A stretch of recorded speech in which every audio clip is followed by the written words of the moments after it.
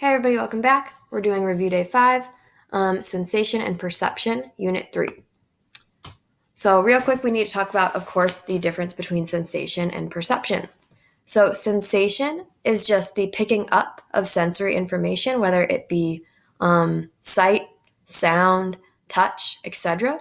So it's picking up that information and then bringing it through our afferent neurons, those access neurons or sensory neurons, bringing it into our body to go up to the brain to be processed and interpreted, which is the perception part. Sensations don't in themselves have meaning. So, for example, we don't actually hear sound because it's just a bunch of waves. We don't really see light because it's just a bunch of light waves. So our sensations are just light waves, sound waves, things like that. So we have to transform them through transduction, change it from that sensory energy of light waves, sound waves, etc., and through transduction, switch it into neural impulses because the brain communicates using neurons.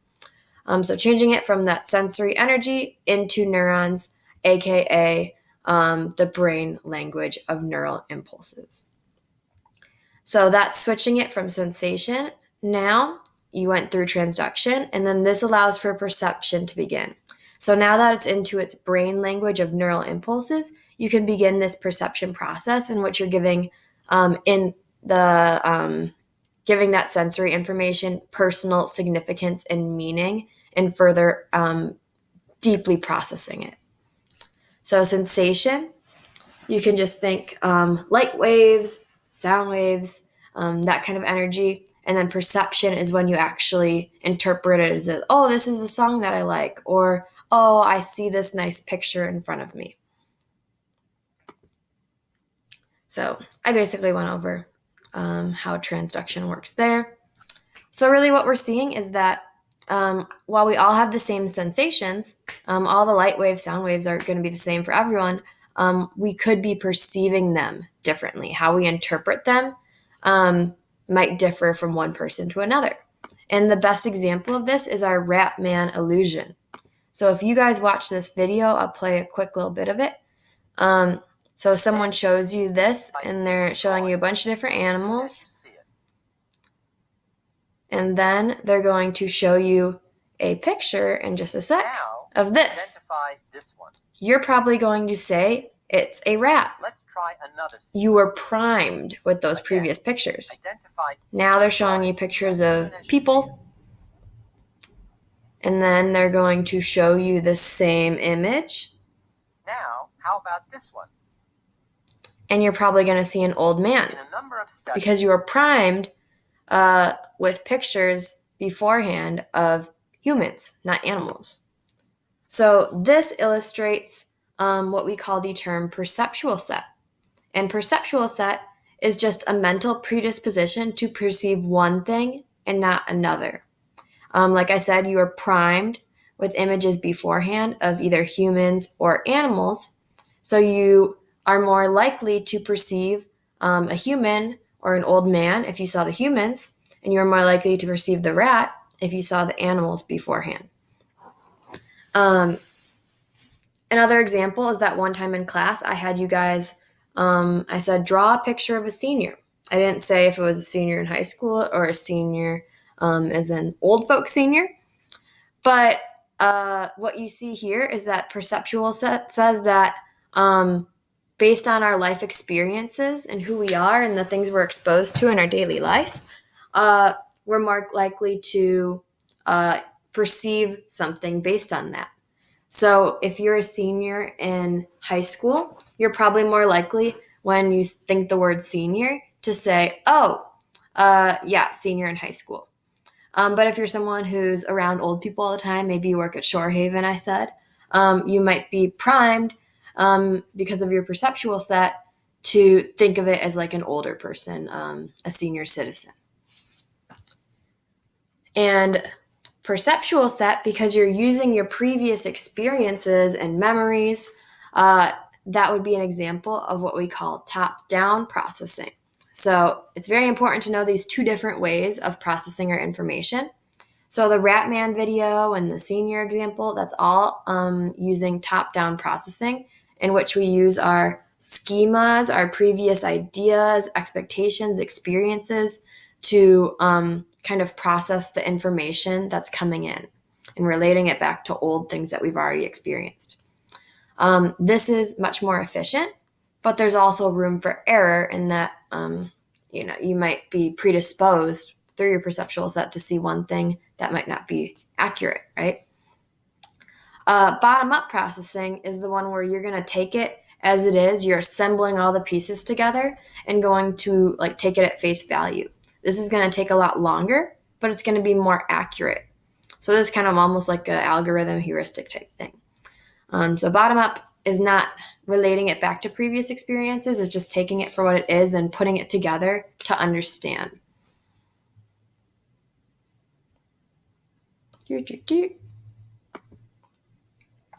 And then another way that we kind of interpret our information is through gestalts. And Gestalt, I said, was one of the historical original perspectives of psychology. And Gestalt says that when we process or when we're perceiving information and putting it together, we don't think of the little things. So we don't look at all the little bits and pieces that make up what we're sensing. We kind of see the big picture. So my favorite example is the Ferris Bueller one, when Cameron's looking at the beautiful Saturday in the Park painting. So, right, initially we just see the beautiful painting. We're not seeing all these little dots and brush strokes that make it up. Obviously, once you really, really look at it, he sees it. But Gestalt says, at first glance, when you're processing something, you're not noticing all these little dots. You're noticing the whole picture. The whole is greater than the sum of its parts. And by breaking this down, there's different Gestalt principles of perception and kind of just different little kind of tricks that our brain does when we're perceiving things, because we like to see things as wholes rather than little bits and pieces. So it's very much not that bottom-up processing. So an example would be proximity, in that we like to put things kind of together and group them. Or similarity, we like things that are similar. Or continuity. So for example, right, even though these are kind of broken up in different things, we put it together as an arrow. Because we think big picture, we don't look at it as all these separate little things. We see it as an arrow because it's the big whole, meaningful whole, and not the little things. And then same thing with this principle of closure. So all these little letters have missing bits and pieces in them, but we can read it with ease because it's because of Gestalt. We're looking at the meaningful whole and put it together, and we're not looking at the little bits and pieces that make it up. Okay. And then just general cues in which we are processing and perceiving visual information. These are depth perception cues. So depth is, right, how close or far things are from us. So there's two types of depth perception cues that our brain kind of uses when trying to help us process and see the depth of things and how close and far away things are. So there's monocular cues, and these use one eye, right? Mono, one. And then there's binocular, I didn't change that. There's binocular cues, and these use both eyes, right? Because two. So I'm not going to take the time to go through all of these, but these are just some examples that I'll choose 2 or 3 to hit on. So relative size is the idea that we assume two objects are similar in size, or two objects that are similar in size. Most people perceive the one that casts the smaller retinal image as farther away. So we think the one that's smaller is further away than the one that's larger. So this helps us perceive depth by knowing, okay, the smaller thing, it's smaller because it's further away if they're the same object, obviously. So these are both the same object of pandas, but this one's clearly bigger and this one's smaller. So therefore, this one's further away. Another one is interposition. And this one says that if one object is partially blocking our view of another, we perceive the one that's fully visible to be closer, right? Since this one's in front of or covering this one, we know this one's closer to us, and then the red one is further away. Linear perspective. This is showing kind of that train track illusion in which the parallel lines end up converging in the distance. So the closer they're coming together, the further we know it is away from us. And then motion parallax. This is the one when you're sitting in a car and looking out the window. The things that are really close to you pass by super quickly, but then objects that are further away move a lot slower. So that's kind of the thing with motion parallax. You can think when you're driving in a car. Depth perception, with the binocular cues using two eyes, the main one is retinal disparity. And this is a good one to know because AP's asked about it before.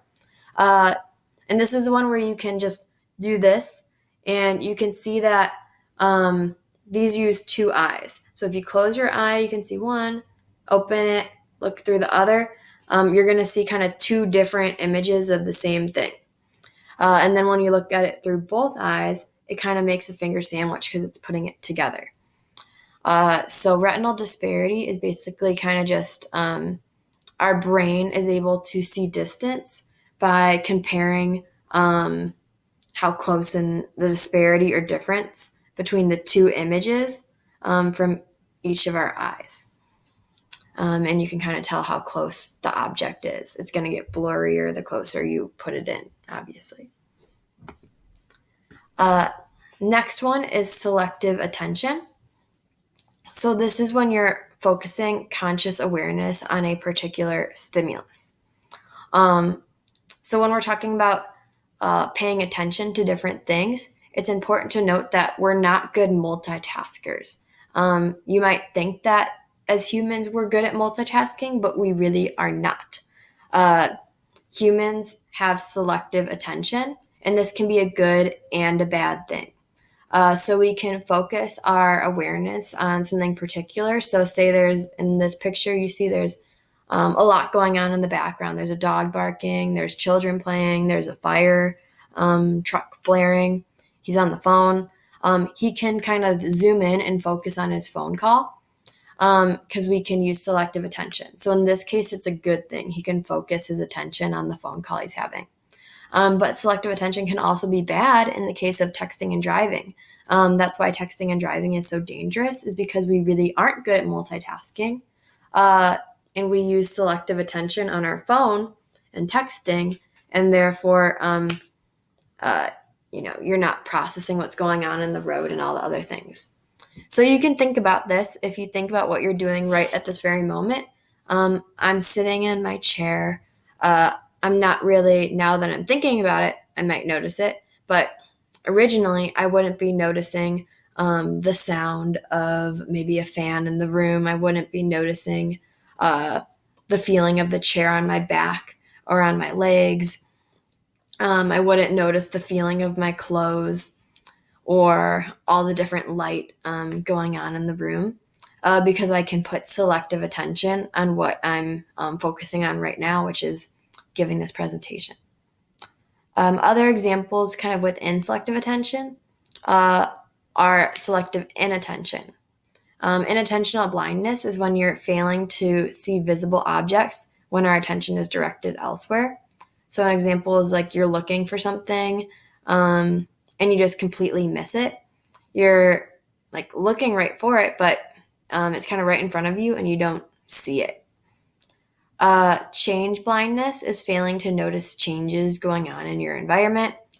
So that's kind of like that gorilla example in which the people were passing the basketball around and they were focused on something and then didn't notice a change going on in their environment. So we really aren't that good at noticing things, and we aren't that good at multitasking is the moral of the story. But there is some good stuff when it comes to selective attention. Another term related to selective attention is the cocktail party effect. And they call it this because it's your ability to focus on hearing one specific thing, even though noise is going on all around you. So this is like the old people thing. If they're at a cocktail party, there's a lot of talking going on, and you can focus on the conversation you're having with the one specific person. So if you're at Thanksgiving and your aunt is pestering you about where you're going to go to college or whatever, you can think cocktail party effect that she can focus in on hearing just you, even though there's a room full of a bunch of people making noise. So I kind of alluded to this before, but sensory adaptation. You can thank sensory adaptation for being able to say, maybe you're lying in bed right now, you have a cozy blanket on, chilling, nice, living your best life. So you could think you're not really going to notice the feeling of the blanket on you or the feeling of your back touching the sheets or something like that. You're not going to notice really the sound of maybe the fan you have in the corner of your room going on. And this is due to sensory adaptation. So sensory adaptation says that the longer the length of the stimulation that we're exposed to, the longer it is, the less sensitive we become to it. So the longer we're exposed to stimulation, the lower our sensitivity is to it. So the longer you've been sitting in bed with a cozy blanket on or something, the less you're going to really notice it, and the more you're going to become adapted and used to it. But right, you can switch it around, and if it's something brand new that happens, so say jumping into a pool, obviously you have not been exposed to that for a long period of time. It's brand new, so you're going to have a really high level of sensitivity to it, and that's why it's such a jolt jumping into that cold pool, because it's that immediate exposure. But then it's going to say our law here with sensory adaptation is that the longer you're in the pool, your sensitivity is going to decrease, and you will adapt and get used to that temperature of the pool.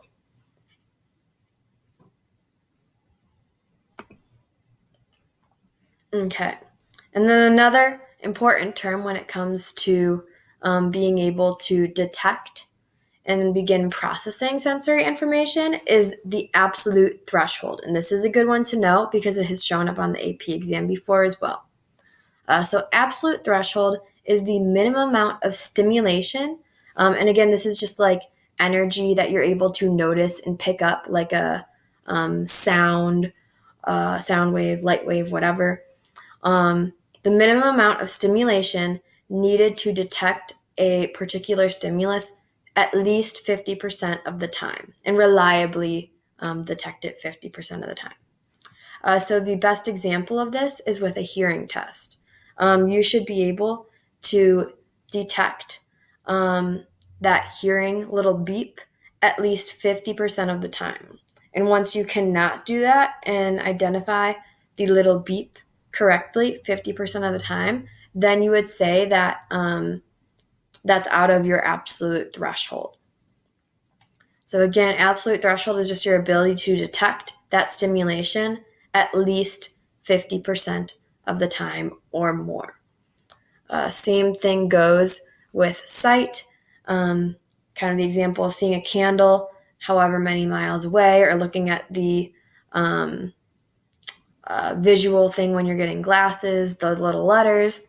And when you can detect those at least 50% of the time, it's your absolute threshold for that. Just noticeable difference or difference threshold. This is the smallest difference between two stimuli that can be reliably recognized as a difference at least 50% of the time. So in this case, I'll give the example of volume. So volume would be two stimuli. So it's the smallest difference that you can recognize that something's increasing or decreasing at least 50% of the time. So say your volume is at 10 and you start turning it up a little bit to 11, 12, 13, 14, it's the point at which you can say at least 50% of the time that the volume, and say that you notice that there's a difference in the volume that it increased. So you might not be able to do that when it's going from 10 to 11. It's too small to notice. But maybe once you get to 10, from 10 to 14, then you can start to notice at least 50% of the time that, oh, my sound is changing and it's going up. So again, what we're going to see is that you might not notice the difference between something at a 38 or 39, but you might begin to notice the difference when it's getting bigger, say 38 to 48. That's like a 10 point difference in the volume. So Weber's law says the just noticeable difference is big when the intensity is high. So an example of this, going back to our volume, is that you might not notice a difference between a volume at 38 and 45 because the intensity, it's a really, really loud volume. And it's so loud that it's really going to take a lot of changing it, going up or down to notice a difference. So changing it from 38 to 40, you probably won't notice a difference. You'd have to change it from like 38 to like 48 or something like that, or 50 to start noticing a difference. Whereas when the just noticeable difference is small, or the just noticeable difference is small when the intensity is low. So for example, if you started with your volume at 5 and then cranked it up to 2 notches to a 7, you're probably going to notice that because it was a really low volume or a small intensity. So it doesn't take much to notice a difference. Whereas when the intensity or volume is really big and high, it's going to take much more to start to notice a difference. Same thing, an example is with weights. So if you're this dude over here, you have a really high intensity. Therefore, you're going to have a really large, just noticeable difference. So he's holding huge, heavy weights of high intensity. If you added on like 5 pounds to it, he probably wouldn't notice because it's so heavy. But if you're SpongeBob over here and you're working out with a 5-pound dumbbell, and the intensity is low, and then you added on, say now you're working out with like an 8-pound one, or like a 10-pound one, you'd probably notice the difference then, because it's a small intensity to start with, and it doesn't take much to notice the difference between a 5 and 10-pound weight. But if you're at like 300 and then you make it 305, it's not really going to make a difference for him. That's what Weber's law says.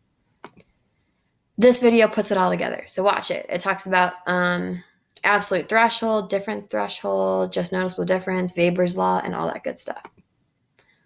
So the signal detection theory, it basically goes back to what we're talking about with perceptual set and using top-down processing. It says that there's no single absolute threshold, and that it really depends on kind of the context that you're in. So everyone's absolute threshold depends on not just a set thing that you have, but depends on the context and the experience you're in. So an example here is you're more likely to hear your phone ring at a crowded party when you're already expecting a call. Right? You're expecting it. It's in the back of your mind. So you're going to be more attuned to listen and pick up that sensation and that sound of your phone ringing than if you weren't expecting a call. So it says that our absolute threshold can change depending on the situation and our experiences and things that are going on in our lives. All right, so let's move on real quick and I'll go through the eye. So this is the nice little graphic that you can rely on, because I know this was kind of a difficult part in Unit 3. So when you are processing visual information, it's going to first go through the cornea, which is the protective coating covering the pupil. Then it goes through the pupil. The pupil is just the hole through which light enters. So the pupil, it doesn't really do anything. It's just expanding and contracting depending on the light. And it's the hole, so it lets the light come through. And the iris is the part that is constricting or dilating the pupil to let that light in. So the iris is just a muscle that's controlling the pupil. So now the light entered through the little hole of the pupil, and it's going to go to the lens. And the lens is like, right, you can just think of one of those really nice Nikon or Canon cameras in which it has the lens to zoom. So the lens is going to focus the light waves and project them onto the retina. The retina is probably one of the most important parts of the eye to know because it contains the rods and cones that are responsible for transduction. And it's really important to know in all of these different sensory organs when transduction occurs. So rods and cones, we know that rods are responsible for kind of your night vision. And then kind of black and white stuff. Cones are responsible for seeing color and daylight stuff. So now you went through transduction and your rods and cones. And the fovea is where the cones live, just so you know. So the light waves changed now to neural messages. So now the brain can understand them. It's in the brain's language. So now they travel on through the bipolar cells, through the ganglion cells, and then they enter the optic nerve. And the optic nerve is what takes it now from your eye up through to your brain. So the optic nerve takes them up to the brain, and it sends the neural impulse to your thalamus. The thalamus, again, is just the little mailroom that's going to organize the different sensory info coming in and get it ready to send it to the ultimate final destination for processing. So it relays this and processes it, relays it and sends it up to the visual cortex located in the occipital lobe for final processing. And this is where feature detection and parallel processing occurs. Feature detection is a good word to know. Feature detection is just kind of being able to make out the shapes that are kind of making up the image that you're seeing. All right. So, like I said, when we first are picking up, our afferent neurons are picking up the sensations of visual sensations, they're picking up light waves. So differences in wavelengths create differences in the colors that they're produced, which are called hues, and their brightness, which is the intensity.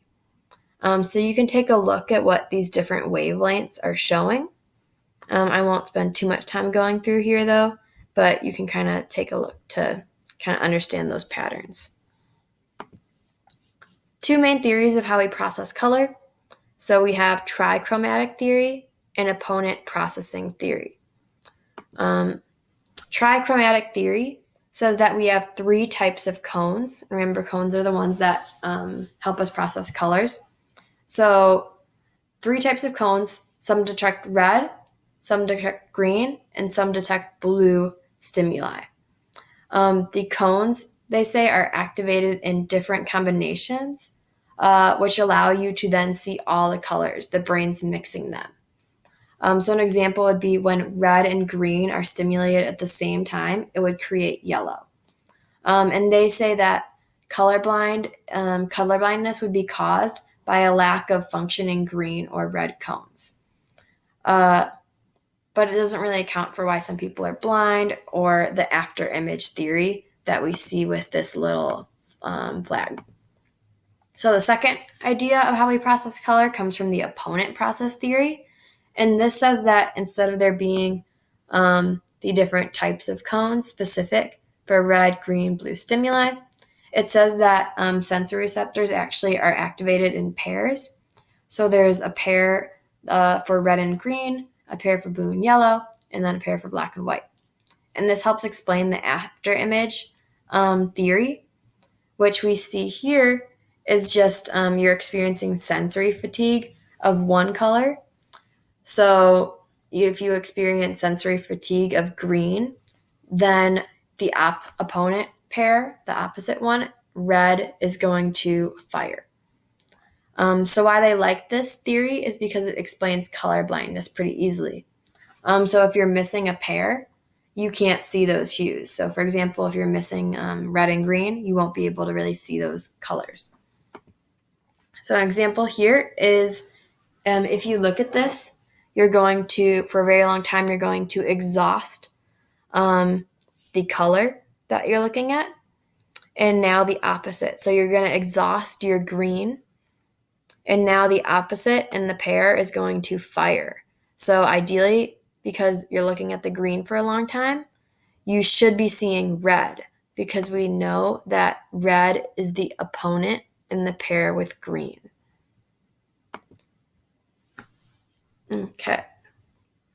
So now on to hearing. Just the basics with that. We know that audition is the fancy name for hearing, and that energy is in sound waves, not light waves or vibrations. And with transduction, you're changing those sound waves and vibrations into something that you can process. So amplitude is how loud something is, and that's from the height of the wave. And then frequency is your pitch. So kind of if it's really high pitch or low pitch. Okay, so high or low. So let's go through how all the parts of the ear and how sound travels. So we start off with the sound waves. They're going to enter the auditory canal. Then they're going to go through the eardrum, specifically the tympanic membrane. It's just the fancy name for our eardrum. And then the vibrations begin to start in here. And the hammer, anvil, and stirrup are the little parts in the middle ear. And then the vibrations continue to pass through, and they push them to the cochlea. The cochlea is the very important part to know in the ear, because that's where we said transduction occurs. So the vibration enters the cochlea. The cochlea is the fluid filled snail-shaped part of the ear, right? Because you can think Gary the snail with the hydro flask. So it's going to cause its fluid to vibrate and create ripples. And then this triggers the hair cells on the basilar membrane to begin transduction. So by having the cochlea's fluid start vibrating, it causes the hairs on this basilar membrane to begin transduction and change the sound waves into neural impulses. So then, once it's into a neural impulse in the brain language, it goes through the auditory nerve, which takes it from your ear up into your brain to be processed, and takes that pit stop in the thalamus to be organized and then sent to the appropriate final destination for processing, which is the auditory cortex in the temporal lobe. So going over quickly, hearing and vision are the two most important ones, but we do need to know a little bit about our other senses. So the two chemical senses are taste and smell. And we know that everything, all the senses are processed in the thalamus except smell, because that one goes straight into the olfactory bulb. So you can know the olfactory bulb is just the spot where smell is processed in the brain. So these ones, the nerves respond to chemicals, not energy. So they're not waves. They're taste chemicals, or chemicals that you sniff into your nose and cause smell. So taste, this is the gustatory system. So the chemical that you're absorbing to get this is getting processed in your saliva. The papillae, these are little taste buds that absorb the chemicals that we put in our mouths. And the more taste buds we have, the more chemicals we can absorb and get a more intense taste. So we have 5 taste sensations: sweet, sour, salty, sour, bitter, and umami. And these had an evolutionary kind of purpose originally, and that sweet things were drawn to them because we were adapted and naturally selected for those because we knew that they're good for us. It's an energy source. Salty things also were good because it could give us sodium, which is important. But bitter things, we naturally, as humans, kind of have an aversion to that. And that's, again, through evolution, because bitter things could have potentially been poison. So it's an adaptive behavior to kind of avoid those. So smell is the olfactory system. And we don't need to know too much, but just know that olfactory bulb is where it's processed and that it's located by the amygdala. So there's actually a really strong connection between smell and memory because although the amygdala is with fear, it also does form memories. So smell kind of has an important component in our memories.